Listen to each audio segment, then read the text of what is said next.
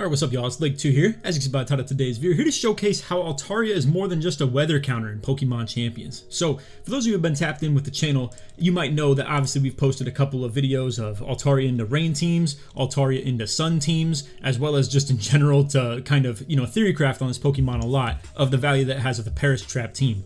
But yeah, what we are now running is going to be a pretty interesting set. I've dropped Roost off and I'm experimenting a lot with Altaria because I feel like it has a pretty deep bag, all things considered. It's just we're going to have to figure out the ways to unlock it. In today's video, it's more just about how Altaria is a very secondary use case of Paris Song, where you can really get this off next to Gengar very consistently with how bulky Altaria is on the special defense, as well as how many types that match up good into Gengar don't really do a lot of crazy damage into Altaria anyway. Like, opposing sun teams, for instance, opposing rain teams, Altaria being able to shut those guys down and kind of stand in their face quite a bit and hit things like Paris Song, and then try and, do your way of maneuvering out or protecting Altaria, or in some cases, Roost is actually very helpful as well. In Altaria's case that I'm theory crafting here, that I'm not exactly showcasing in the video, however, Draco Meteor plus Power Swap is a very, very interesting concept. So, Power Swap is going to swap the changes that have been made to your attack or special attack stats with the target. So my best use case idea for this is if we could, for instance, switch Altaria into an Archaludon that's readying an Electro Shot and then hit Power Swap on it, or in a perfect world, be able to get a Draco Meteor off in one different way, in a different slot maybe, take the Electro Shot on somebody else, and then after I'm dropped, in my special attack by 2 stages and Archaludon is up 2, or up 1, more likely, then you can Power Swap and flip that on him and turn him into a, completely resisted special attacker, which then obviously he's going to maybe even fire off a resisted Draco that's like -2 on his special attack, and now he's -4, and in a Paris Trap squad, he might just be stuck in. Or, again, to just do this to any special attacker that you're standing in the face of and kind of wall pretty well, a couple of ideas would then be, for instance, Charizard. If you were to hit Draco against Charizard, and then it's like, oh, well, you're not doing great damage to me, and I'm not doing great damage to you, so I don't really care, on a, something where you are turning the weather off. But with that, you could swap over your -2 special attack to Charizard, and now he's just nerfed. Absolutely nerfed. So, anyway, as far as the ability, for those who don't know, Cloud 9 eliminates the effects of weather. I do want to address this because a lot of people were commenting on it, talking about how they've played with their own Altaria and the weather isn't going away when they bring Altaria in. Just so you know, Cloud 9 makes the effects of weather go away. However, the appearance or the visuals of the weather will still exist. So when you see the harsh sunlight or see the downpouring rain or whatever, it's not like in effect. You will see weather balls from Pelipper do neutral damage, aka it's a normal type move and doing terrible amount of damage. You'll see Electro Shots from Archaludon take 2 turns to use. You'll see the Heat Waves from from Charizard do terrible damage, as well as Venusaur's Chlorophyll not be working, so on and so forth. It just continues to go that way. So as far as how we have Altaria built, as far as like, the stats, it is very much into its special bulk. It's just fully into that because a lot of those elemental weather teams are going to be very much so focused on special attack damage, like Charizard, Venusaur, like Pelipper, Archaludon, so on and so forth. I think Basket Legion is probably the only big weather threat that does physical damage. And then we don't really bring Altaria for obviously the, sand and snow teams. But again, the purpose of this video is why Altaria is more than just a counter weather Pokemon. Altaria provides great secondary Paris Song usage, as well as can still really wall more than just the weather teams. It just walls fire and water moves really good, and grass especially for that matter too. But obviously we're in a format where grass types aren't as popular as they probably typically would be. When things like Rillaboom get introduced, I'm sure that'll be also another thing on the list that Altaria is going to wall pretty good. And then paired with the fact that I really hope Rillaboom ends up in the game in the next season or format, whatever it's going to be. Because I tell you what, that grassy terrain would be very helpful with this Paris Trap style of team too, to get the consistent healing on the squad, while he also has fake out U-turn would be nasty. But anyway, again, we're here to talk about Altaria a little bit in today's vid. So if they lead something like Clefable, it could be a little bit threatening. However, a lot of the things that Gengar is going to struggle into if they decide to lead, like let's say a Delphox King Gambit lead, I feel like Altaria could deal with that pretty decently. Not really super threatened by either of them. And then with a double protect from, or a protect from Gengar and then a Perish from Altaria, we could really set the counter on them at the very least. Now, the only thing that's tough with Altaria is the fact that it doesn't have a switching move like a lot of my other guys do that are set into that Perish style. So for instance, Incineroar has Parting Shot, Blastoise has flip turn. We've run obviously a couple of plethora of different mons as well. I know I'm probably like waiting on that more Pico video a little bit. I'm not as confident 100% of the idea like as I was originally of the Scarf more Pico, but I will probably get to that at some point here. Anyway, into the gameplay. As you can see, what they end up leading is Sneasler, King Gambit. Now, we are threatened by a fake out, obviously. However, Gengar is not really threatened by Sneasler. So, if we can do what we gotta do, there are like, you know, threats technically into Altaria because it's physical damage. However, I don't know that we're like that concerned about this, all things considered. So, what I'm considering doing is substituting first turn because I'm not worried about Sneasler breaking my sub. All that's gonna happen is King Gambit is gonna be able to hit, you know, things like Kowtow Cleave into Gengar, and if it hits Sucker Punch, then it won't even hit me if I wasn't readying an attacking move. And then as far as Altaria goes, you know, I was considering should we go protect Gengar and protect Altaria because it's inevitable that Sneasler is going to get a fake out turn right here into Altaria, so we just like, you know, nullify that. However, if they decided to go with like a double into Gengar to like, let's say, predict that I was either going to substitute, which would be crazy, but who knows, maybe they are capable of making a play like that. It would have given me freedom right here, and if all it is in return is me taking like about 15 to 20 damage on Altaria, I think it's a play I'm willing to make. I highly, highly doubt that they would not target into Gengar with King Gambit. So I'm assuming it's not going to be a double target, and if it was Dire Claw or something like that into Altaria, I would have been cool with it too, because then that means I got the Perish off first turn and would have been all good. So they end up going Fake Out plus Swords Dance. Absolute worst nightmare of a turn right there, because guess what? I just got trolled in the exact way that I didn't want to have happen. Now, here's the thing. I don't think it's as bad as it looks, and it's because of Altaria, literally. So, obviously King Gambit, you know, is up +2 on his attack. However, I'm still safe, all things considered. Sneasler can't break my substitute from everything I've ever seen if he doubles into me. Like, Dire Claw doesn't ever pop the sub. His other moves like Close Combat and, Fake Out and stuff like that don't break sub or let alone even touch me. So, we're able to get the Perish off while setting up sub on my non-protect turn with Gengar. Now, King Gambit's going to break this every single time. However, this is like a pseudo-protect. It essentially just allows me to keep Gengar's Shadow Tag on the field, while Altaria is the one that used the Perish Song. So, now, because we hit sub and Perish on the same turn, we can double protect on this next one. Then we can move our positioning around that accordingly afterwards. So, again, double protect right here is a no-brainer just because obviously King Gambit can be threatening big KO into us. We would consider maybe going Incin right now, but what I actually kind of decided to do is go Incineroar on the next turn. So we'll explain why in just a second. Also, I didn't even mention it, by the way. We brought Sinistcha to the fight and brought it to the team in general in these fights. I've been experimenting a lot with different mons, just trying to figure out what the good synergy is, see who has good value, bring them into actual fights rather than just theory crafting. So yeah, I've been putting a lot of, work in to just try and see what's going to fit. So they go Dire Claw on the Gengar, and then obviously also go Kowtow Cleave as well. I'm going to call the bluff. I don't think that breaks sub. I've seen it plenty of times. I think just with the amount of HP investment that we have into Gengar, that it just simply doesn't do that. So on this non-protect turn, I'm going to go with the sub. Even if they run the exact same thing, I am doubtful of it, very much so. And by the way, because I'm not concerned, let's break this one down, because this is actually a really good use case for you guys if you end up in an exact situation like this. Sneasler, threatening into Gengar. He's going to be the one to hit first, because obviously I'm using a non-damaging move, so even if King Gambit use Sucker Punch, it can't hit. So King Gambit is slower. He's going to hit on the last turn of this fight, whether it's, Gengar's turn, Sneasler's turn. So the idea is switch Incineroar in. I don't care if it gives a Defiant boost to King Gambit. I am here just to simply nullify the damage that Sneasler is going to do with his Dire Claw, just to make sure that the sub doesn't get broke. Because as long as the sub doesn't break beforehand, we're chilling. So as you can see, he gets the Defiant boost. This is okay. They have a Perish counter dropping down, and as long as I live this turn, I can switch Gengar out and we're chilling. So Dire Claw into Gengar. If it crit, possibly. I think a crit probably breaks sub, but at this point it's something we had to play into. So Kowtow Cleave into Gengar, obviously going to break the sub. Now we threaten Fake Out, however. So very likely there are one of two things I could do. I could either Fake Out King Gambit and really take like a big close combat on from Sneasler, or I could also Fake Out Sneasler and take like huge damage off Kowtow Cleave or something like that as well. It's very likely that is the move coming out right now. I'd have to assume so.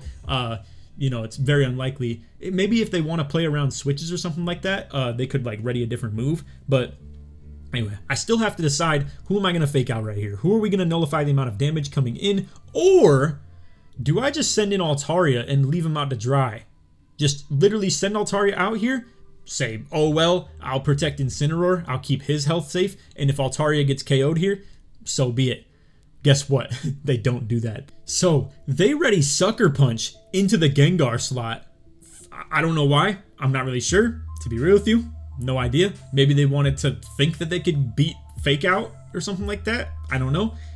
But yeah, they ready Sucker Punch into his slot, don't get it off, and then as you can see, they try and close combat, and I was right in trying to protect Incineroar and also to not fake out the Kingambit. Really tough play to be made right there, to be honest with you. A lot of things could have happened on that turn. So as far as those final Perish turns, it's really ideal if you could ever get them into a fake out situation, or if both aren't threatening huge damage into one slot. It's a little bit of a crapshoot, to be fair though, but oh well, right? I mean, I think it's fine. I think we handled that pretty well, all things considered. So now we don't have fake out pressure. However, Incineroar is just kind of out here and didn't intimidate anybody, and also isn't, again, threatening fake out.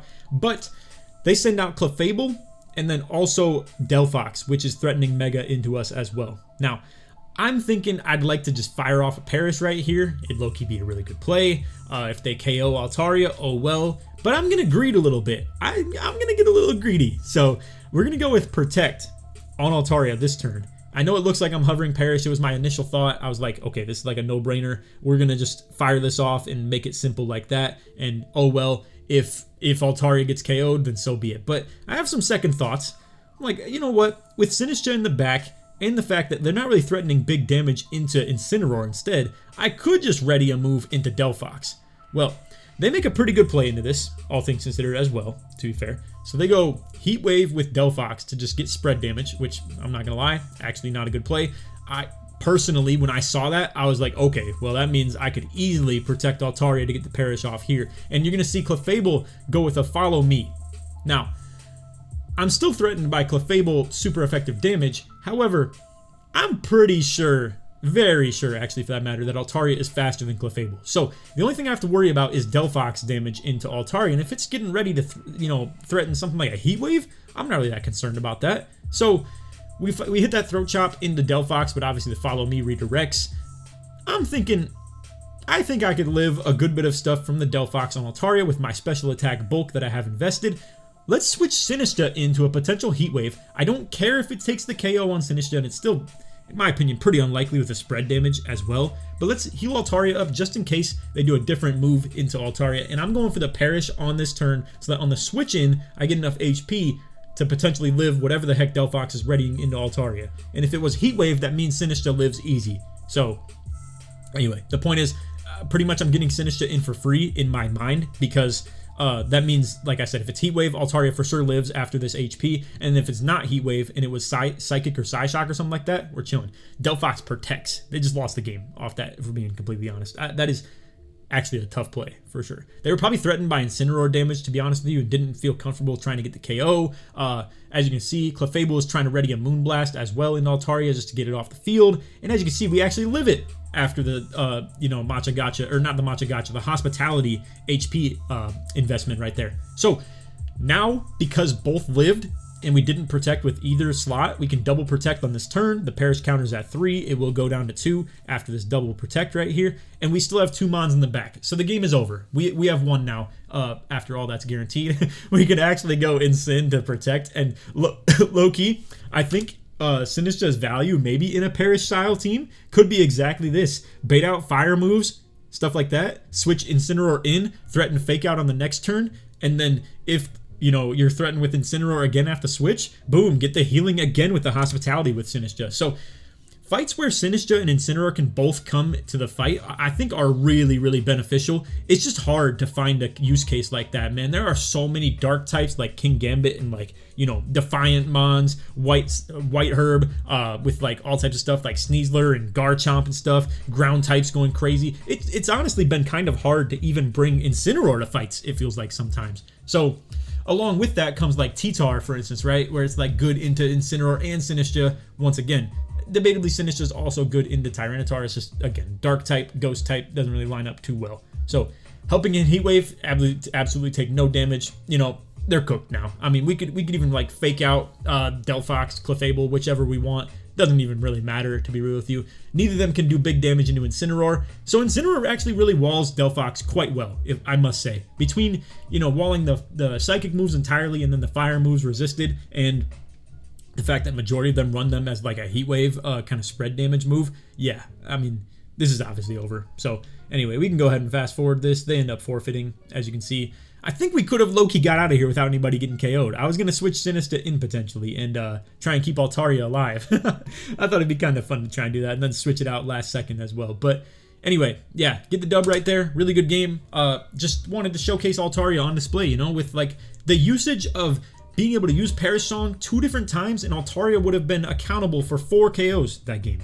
All things considered, you know? And it's because they led things that were threatening into Gengar. If I go back, obviously, right? Like, we can't use Perish Song with Gengar. The only way that'd work is if we put a Fake Out Mon next to that. But then the problem is, too, Sneasler's too fast and fakes out my Fake Outer. So, King Gambit is free. He's just, like, free to fire off big damage into Gengar. And even if we get the Perish Song off, that means our Shadow Tag ability is now dead. So, we won't be able to do that.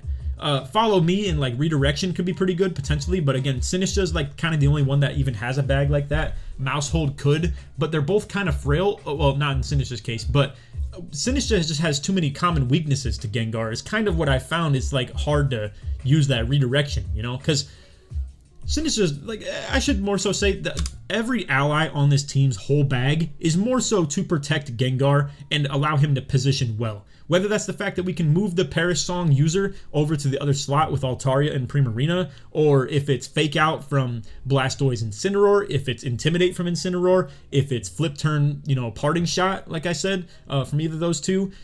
A lot of these use cases are just very niche into like trying to protect Gengar or redirect into like Gengar being able to move to the other slot, stuff like that. So anyway, that's all for the video. I just wanted to showcase Altaria's usage right here as like a non-weather team. Sometimes I bring Altaria for non-weather squads just because it's good to have another Perish user in the lead as well, you know, sitting next to Gengar, where we don't have to just fire off Perish with Gengar no matter what, or else we're cooked. Or if I lead something like Incineroar into this, we'd be kind of cooked as well, because then again, they could just fake out with Sneasler into Incineroar and then, you know, hit Kowtow Cleave into Gengar and get the KO. So it's just tough. And same goes for like if they led Delphox, for instance, as well. So that's why I led Altaria in this one, because if they did lead Delphox, King Gambit, you know, anything like that, Sneasler, Basky Legion, all these things are things that threaten Gengar, or not so much Sneasler, but the Fake Out itself threatens any other lead we put next to Gengar as a faster Fake Out. So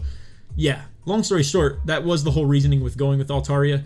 If they went like Clefable and King Gambit, then that's where it would have been nice to have led a Fake Out user. But most people are leading Sneasler, for being completely honest. His speed is just so good, and then the Fake Out pressure on the first turn. I mean, as you can see, it's set up really good. They were able to get Swords Dance off with King Gambit, and like, you know, I just protected or subbed whatever I did. So yeah, I mean, not a lot of value, to be fair, early, but yeah, all things considered, we get through there, and Altaria was the MVP of the game. So in a non-weather format right there of like, you know, no weather users, it was still a really good game for Altaria, because at the end of the day, Dragon Flying is still a very good defensive type, and Altaria is a very good special defensive wall going into something like that Clefable or the Delphox as well. So anyway, that's all for the video. I hope you all enjoyed. If you did, feel free to drop a like, so if you're new to noties, all the good stuff. Let's try this 1 to 200 likes, and if you made it to the end of the video and you want to show support that you made it all the way through, put Altaria or put Alt F4 in the comments. Show support you made it all the way through. So yeah, we're running Lumberry as well, in case you didn't see that. As far as the stat spread, here you go. And this is the team that we've been running for a little bit. I know it looks weird seeing a Scarf on Morpeko while also having Fake Out, but I don't know. I was trying knockoff. I just didn't feel like it was as good use case. So like in a world where they did lead Sneasler and I could actually counter Fake Out Sneasler and then swap out Morpeko in the next turn, I thought that was maybe decent value, as well as maybe they even ready a Fake Out into Morpeko and I Fake Out the other Mon, like King Gambit or something like that, that's threatening KOs into Gengar. Because like imagine a Scarf Morpeko in that case, right? Like it'd be kind of frustrating if I didn't have Fake Out, because if I'm trying to fast Parting Shot off rip, or like Aura Wheel if it was a good matchup or something like that, the point is that being able to then hit a Fake Out faster than Sneasler can really throw a wrench in their plans at that point. Because I would be able to get Perish Song off because of the speed investment that I have off the Scarf. So it's really unfortunate, because if this move pool was on a Mon that was already extremely fast, like, you know, 120 or something like that, I would use him all day. It's tough, because with the Scarf, I got to be a little bit more particular. But hopefully we'll have a video on Morpeko pretty soon. I haven't really brought him to a lot of fights, or let alone kept him in the team much, because Sableye was really hogging this spot a lot. I even tried slotting Altaria out for a little bit. Had a little bit of success with non-Altaria runs with like Sableye into the weather teams instead. But Sableye's got to get really tactical on those weather teams. You really got to predict their moves good. It feels almost like you're kind of flipping a coin or playing gambling a little bit too much, and I don't know if I like that as much personally. So anyway, this is the moveset we have on Altaria right now. I'm not set in stone with it, but I feel like this has a pretty good use case for like if they wall things defensively, but then I'm getting trolled because I can only use one Draco Meteor, and then after that I'm going to do like squishy damage terribly, right? So where this actually works out good too is if you ever hit Draco, and then even if it's not someone that you like particularly want to steal a stat boost from, you could simply still put this on someone to drop their special attack, and then take their neutral and give you back the ability to hit Draco for like good, decent damage again. Now, I don't know that I'm like locked in on this. It is tough. If Altaria had 5 move slots, I would 100% run these 2 moves plus Roost, Perish, Protect. But it's hard to find a role for like, you know, let's say if you were to put Roost in the spot of any of these 3 moves, it just doesn't work out good. And then Altaria with no Protect is terrible if you're going to run like, you know, the Perish Song user. You're going to have to protect Altaria to get use case out of this. So I don't know. It's a little hard to justify. So currently I'm trying it with no Roost and see how we feel about it. And currently I don't think it's like bad. It's just I got to find the right use case for this Draco power swap. It's going to be into a lot of, you know, fire type special attackers, grass type special attackers, and water type special attackers, stuff like that. And if I can find a way to use this against our Chaladon, that'd be great too. But yeah, like I guess that would mean you have to take like 1 electro shot probably. And then the problem is Altaria is slower though than our Chaladon too. So maybe we even revamp a little bit with more speed on Altaria if that's the case, because that would be very good counter into our Chaladon, being able to get your power swap off before it even be able to hit a Draco Meteor on you. So like, let's say you used a Draco first turn and on the, or like off the switch in, right? And you were willing to just take that electro shot that's +1 now because it was a 2-turn move.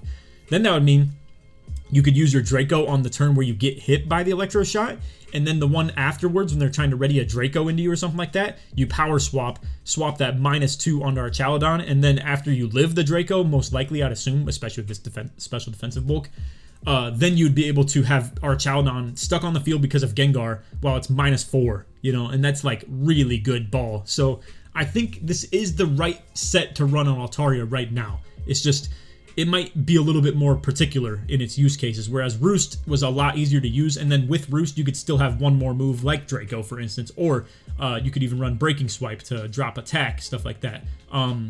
You could, I don't know, we could even run like Rest on Altaria low-key with a Lumberry that we have on it, just for like, I have the Lumberry to cover for multiple different things, but like it's kind of tough because what's the use case of Rest over Roost more likely than not, right? Because I don't know, one heals you all the way whereas the other one's going to heal you 50%, but I don't know, Roost coming with no downsides is a little bit easier to play around. But anyway, that's all for the Altaria video. I hope you all enjoyed. If you did, feel free to drop a like, sub, new channel, noties, all that good stuff. Like I said, put all F4 in the comments if you made it all the way through to show your support. But yeah, we'll definitely have more videos on this Paris Trap stuff. I've been appreciating you guys, you know, checking out the vids, and it's clear that you guys are interested in the Paris Trap as well. So we're going to build a little niche community here where I think I might just be one-trick Paris guy. But I said it in the last video. If you guys are interested in me doing other things as well, feel free to let me know. Obviously, for now, I'm not sure if you guys are down with that yet. So I'll stay in my lane, you know, and just do only Perish, and I'll try and keep mixing in different mons, trying to figure out how people can fit and what roles they would play, and allow other people to get some insight and some inspiration for maybe adding something to their team if they don't really jive with the idea of some of the other things that I'm running, you know. So anyway, that's all for the video. I hope you enjoyed, and other than that, take it easy, man. Peace.